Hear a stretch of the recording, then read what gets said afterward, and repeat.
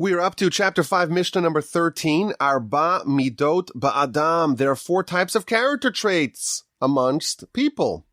Number 1, Ha'omer, the one who says, Sheli Sheli v'shalcha shalcha. My property is mine, your property is yours. Zu Mida Beinonus. This is average character. V'yesh Omrim, and there are those who say, Zu Midas Sodom. This is the characteristic of Sodom. Of course, Sodom and Gomorrah featured in Genesis, a terrible set of cities, very wicked, and they were overturned by God. Okay, so that's the first kind of person. Someone says, what's mine is mine, what's yours is yours. The second kind of person, Sheli Shelcha v'Shalach Sheli. Mine is yours, and yours is mine. This person is classified as Am Ha'aretz. This is an unlearned person, someone who is somewhat of a fool. Yours is mine, mine is yours, doesn't believe in property rights. That is the second kind of person. Sheli Shalach v'Shelcha Shalach. If someone says what's mine is yours, and what's yours is yours, someone is really forgiving of others, allowing others to have their stuff, this person is classified as a chassid, as a pious person. And finally, Shelcha Sheli, what's yours is mine. V'Sheli Sheli, what's mine is mine. This is a rasha. This is a wicked person. So this is our Mishnah. Again, this chapter has been all about numbers. We've had, lists of 10 and lists of 7. Now we're up to lists of 4. 4 kinds of people. Someone says, what's mine is mine and yours is yours. Either an average person or a person who is like a citizen of Sodom. What's mine is yours. What's yours is mine. That's just an unlearned person. I'm Aretz. What's mine is yours. What's yours is yours. A very righteous person, a pious person. And what's mine is mine. And what is yours is also mine. That is a wicked person. Now, if we look at this Mishnah, the last 2 make a lot of sense intuitively. Someone who is so giving and so generous that they tell others what's mine is actually yours. They're being very giving and benevolent with their own things, but they don't expect others to do the same. No, what's yours, you keep it. What's mine is yours, and what's yours is also yours. That's obviously a very righteous, very pious person. And someone who is the opposite, what's yours is mine, and what's mine is also mine. That's obviously someone who's very selfish and very rapacious and stingy. It's a wicked person. So the last 2 make a lot of sense. Now, the commentaries note that the Talmud tells us that a person who does give charity should give somewhere between 10 and 20%. So tithing is 10%, up to 20%. You shouldn't give more than 20%. And therefore, the commentaries tell us when the Mishnah is describing a pious person, a chassid who says what's mine is yours and what's yours is yours, it doesn't mean that they forfeit all of their stuff.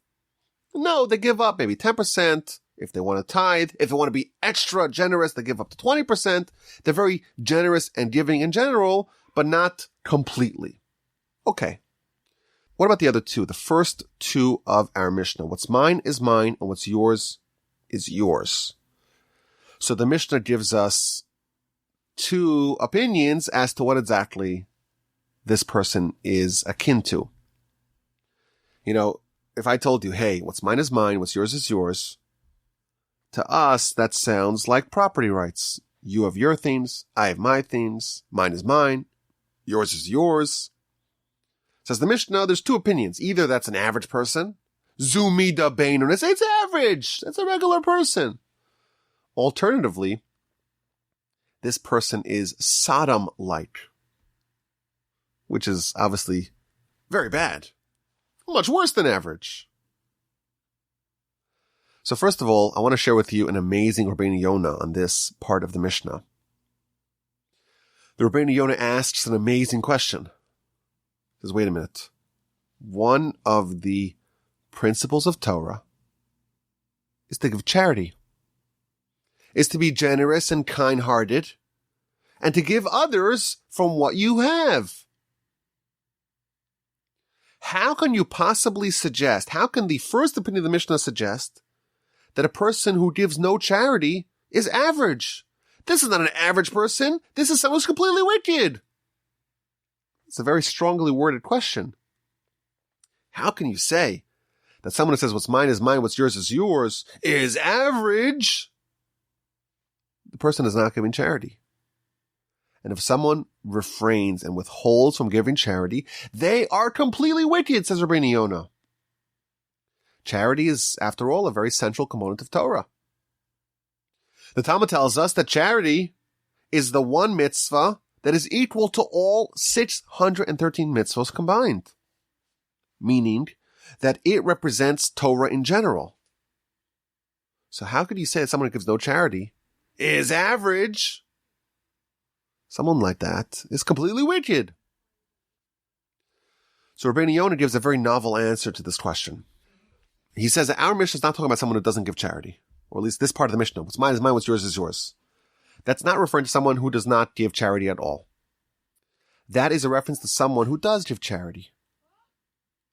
But they give charity because they feel compelled to do it. God says I got to give charity, and therefore I have to give charity. And it hurts me, and it's painful, and I feel so bad. I got to give some of my hard-earned money to this person or to this charitable cause. And naturally, they're very stingy.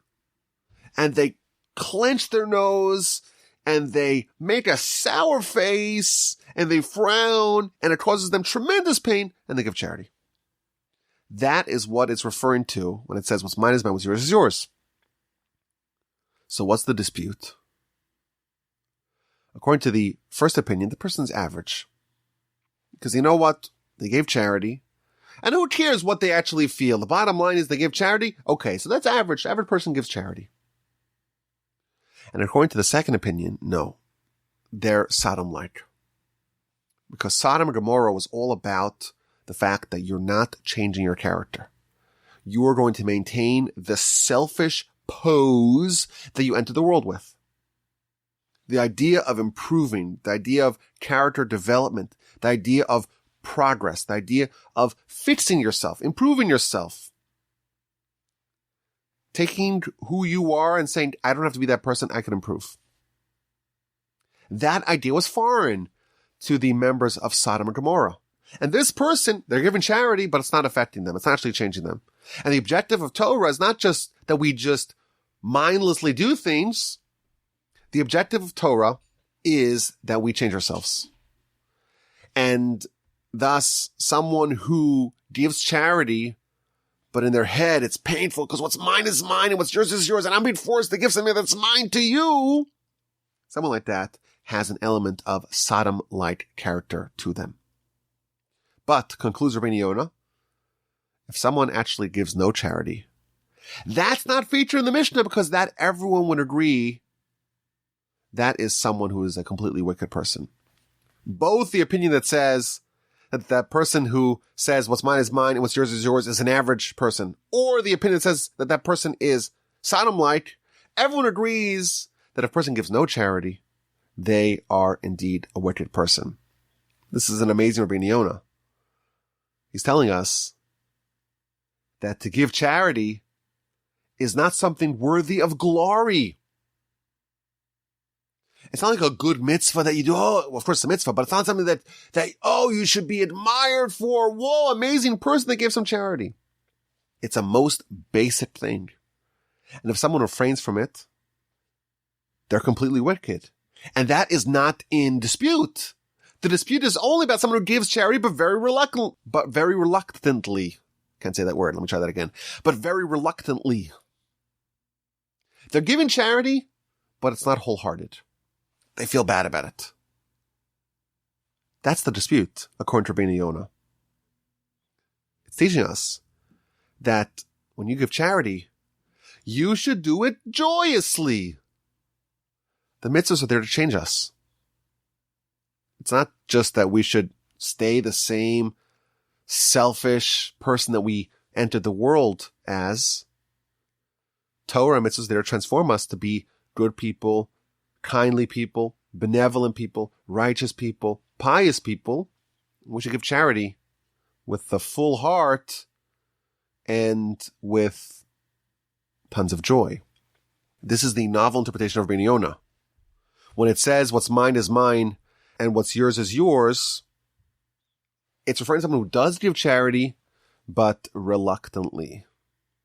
Now, most of the commentaries, they understand the Mishnah differently. They understand the Mishnah as it is written.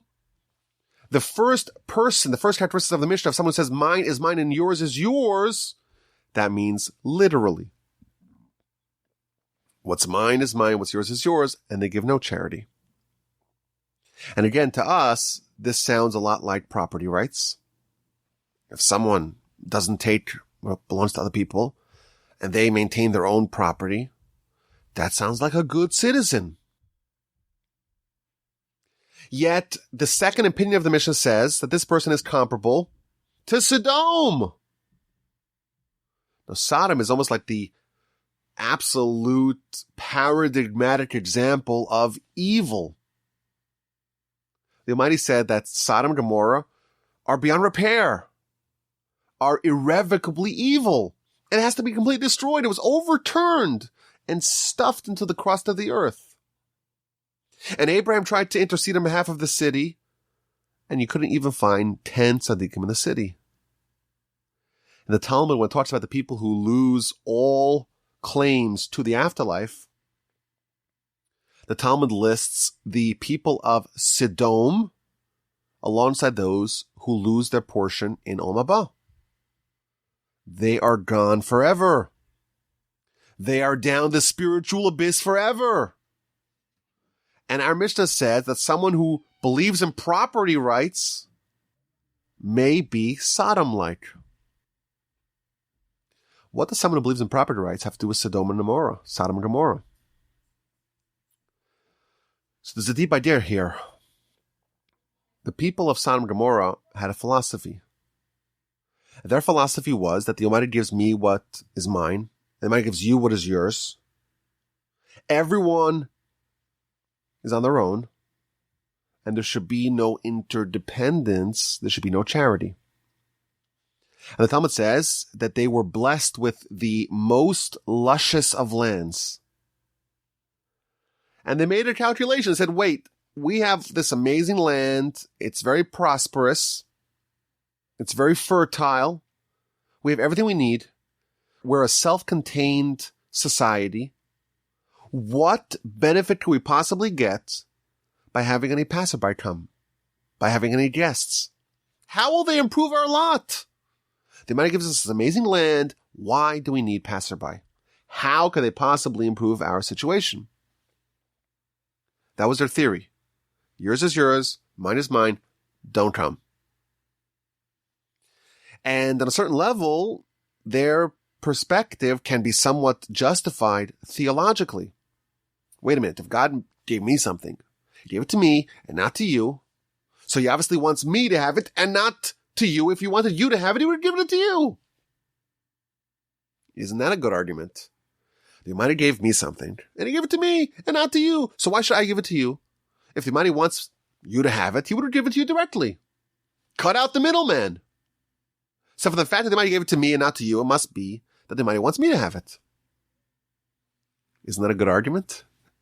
You can make a case for Sodom-like miserliness based upon this philosophy. But we're told it's evil. And the reason why is because we do believe the Almighty gave it to you. The Almighty does give you tremendous goodness. But he wants you to develop good character. And he wants you to share that goodness with others. He wants us to build a just and righteous society where people help each other. He wants us to say that when you have a problem, when you have a need, when you have a deficiency, when there's a situation that you find yourself lacking something, the rest of us should pitch in. There should be some sort of safety net that helps all in need. Of course, you hope to never need it, but it's really nice to know that in the event that you do fall on tough times, the community's got your back. That is a righteous society. Everyone chips in to help those in need. But not in Sodom and Gomorrah. What's mine is mine, and what's yours is yours. And if the Almighty wanted to give you something, he would have given it to you directly. Don't make me improve my character. Don't make me give you something that's mine. Now, there's an interesting question on this Mishnah. If someone says what's mine is mine, what's yours is yours, the first opinion says, well, that's average. The second opinion says that's Sodom-like. Because the people of Sodom and Gomorrah, those people, they believed mine is mine and yours is yours. That's what the Mishnah tells us. Now, if you look at the Talmud talks a lot about Sodom and Gomorrah, the book of Sanhedrin, page 109a, going into 109b. And the Talmud says that actually, no, they didn't say what's mine is mine and what's yours is yours. They would also say what's yours is mine. They would steal. And the Talmud gives us a bunch of stories to this effect, how they would steal. The Talmud says that when they saw someone that had a lot of money, then they would get them to be killed like an accident. They would say, why don't you go stand over there next to the wall? The wall's a little shaky. And they would hope the wall would fall on top of them and crush them. And then they'll be able to take all their stuff. So from the Talmud says that they didn't suffice by saying, oh, what's yours is yours, what's mine is mine. They would say, what's yours is actually also mine. I want what you have. And it says that even would resort to murder to achieve those aims. The Talmud also tells us that when they wanted to steal from someone, they would pretend that they really loved them.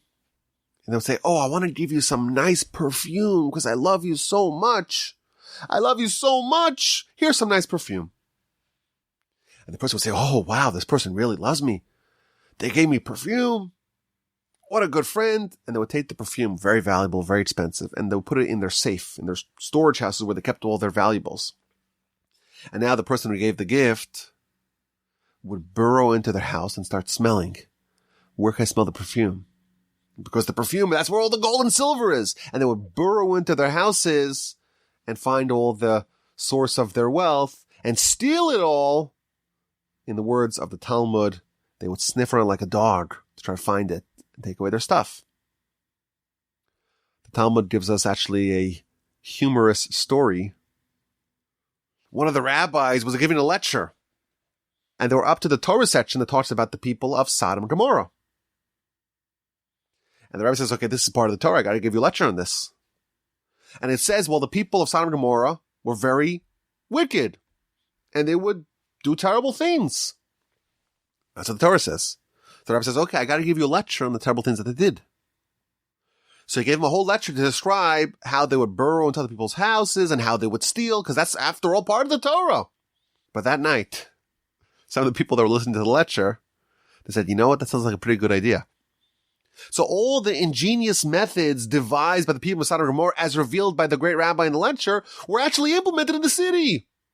And the way the Talmud describes it, it says that night there were 300 tunnels excavated in this city to try to steal from homeowners.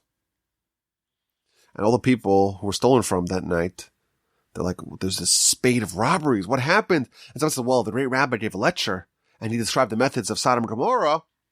And the students decided to, or some of the students decided to test it out. And they went to the great rabbi and said, why are you speaking about these things? And the rabbi responded, did I know that thieves come to my lecture? I had no idea. But again, what we see from this is the Talmud is quite clear that the people of Sodom and Gomorrah, they stole too. They didn't say what's yours is yours. They said what's yours is also mine. The Talmud, in addition, tells us that they had the following way of committing theft. They would steal something so inconsequential that it wouldn't be worthy even of contesting it in court, of trying to stop it. You know, if someone comes and steals a toothpick from you, you're not going to make a big deal about it. But if everyone comes and steals a toothpick, before you know it, you lose a lot of wood, right? The Talmud says that someone was building a house, and every member of Sodom and Gomorrah would come and take one brick. If someone steals one brick, it's not a big deal. You have thousands of bricks. But if the whole city comes and everyone takes a brick, suddenly you're left with nothing. Someone would leave their fruits and vegetables out to dry, and everyone would come and take just one. It's so insignificant and so inconsequential, but it accrues, and that is the way that the people of Sodom and Gomorrah would guarantee the person has no bricks left, has no fruits and vegetables left. The Talmud also tells us that in Sodom, they had a bed of procrustes for travelers. They would invite the travelers that did show up. Come lay down, be our guest. And in the event that the bed was a little bit too short for them, they would chop off their feet to make sure it fits. And in the event that they were too short for the bed, they would stretch out their legs. This is some serious sadistic stuff here. The people of Sodom and Gomorrah did. And the Talmud tells us that Eliezer, the servant of Abraham, he happened to have ended up one day in Sodom and Gomorrah. And they said, come, join us. Here's a comfortable bed to sleep on. But of course, he was too clever for them. And he says, no, ever since my mother died, I made a vow that I can't be happy if my mother's dead. I can never sleep on a bed. And therefore, I'm going to sleep only on the floor. And that's the way he avoided the bed of procrustes treatment. Again, we're talking about some serious sadistic stuff. Talmud says that a poor person would come to Sodom and Gomorrah. Everyone had them a gold coin, but no shopkeepers would be willing to sell them any products. And they would die of starvation, laden with gold coins. And every person who gave them a gold coin would come collect their coin. And then it tells us that there was one kind-hearted young maiden who surreptitiously gave food to a poor person. And they discovered the crime that this woman committed, and they killed her in really macabre fashion. They lathered her in honey, and the bees were all biting her until she died. The Talmud says that this was the straw that broke the camel's back. This is the final death knell of the city, and this is what caused the Almighty to say, okay, it's over, I'm destroying the city. This is a sampling of some of the Talmud's stories about the people of Sodom and Gomorrah. Our Mishnah says that these people believed in property rights. What's mine is mine, what's yours is yours. Yet the Talmud is quite clear that they were murderers, and they committed blatant theft, and they acted in quite sadistic and twisted ways. So which is it? Were they thieves who said what's yours is mine? Or did they believe in this principle of property rights? What's mine is mine, and what's yours is yours. So I want to suggest an answer. Initially, they had a philosophy. And maybe the philosophy was indeed righteous. God gave me something. He gave it to me, not to you. God gave you something, gave it to you, not to me. What's mine is mine. What's yours is yours. That's how it got started. But then it developed. When you start living a life of total selfishness, you start to focus only on your interests, you actually start to begin to covet all the things of other people. And when someone else owns something that you want, that person is viewed now as an impediment for you getting the goodies that you want. And after all, if your highest priority is accruing all the wealth that you could possibly get, maybe the person deserves to die. When you have this selfish philosophy, you cease to empathize with others in need. And you start to say they deserve what they get. They have it coming to them. You begin to dehumanize them, and their money is fair game. Their life doesn't matter. Their life ceases to be valuable. And that could lead you down a very bad path. And you could end up like Sodom and Gomorrah. I think what this Mishnah is telling us, that yes, Sodom and Gomorrah did commit vile acts of theft and murder. Of course. But the source was this seemingly innocuous philosophy. What's mine is mine, what's yours is yours. They developed a philosophy of selfishness, and that is what led them down this path. And finally, we have the silly one. The silly one is the one who says, what's mine is yours is mine. I think there's a word for this. It's called communism, perhaps. Collective ownership of the means of production. No one owns anything, and that the Mishnah tells us that's the Am Haaretz, that's the ignorant person. Because we believe in property rights. What Hashem gave you is yours. It's not your fellows. However, you are his steward. Truthfully, it's God's. And you are just the fiduciary of God. You are there to implement the will of God with the almighty stuff. You should use it for a mitzvah. Now again, the righteous one is one who says, I want to give and not get. 10% to 20%, that's how much you should give. Property rights, with the understanding that you are there to allocate the Almighty's goodness to you. That's the sweet spot, to understand that you were given something by God for a purpose and to improve your character. I thank you for listening. My email address is rabbiwalby@gmail.com. I look forward to your questions and your comments and your feedback.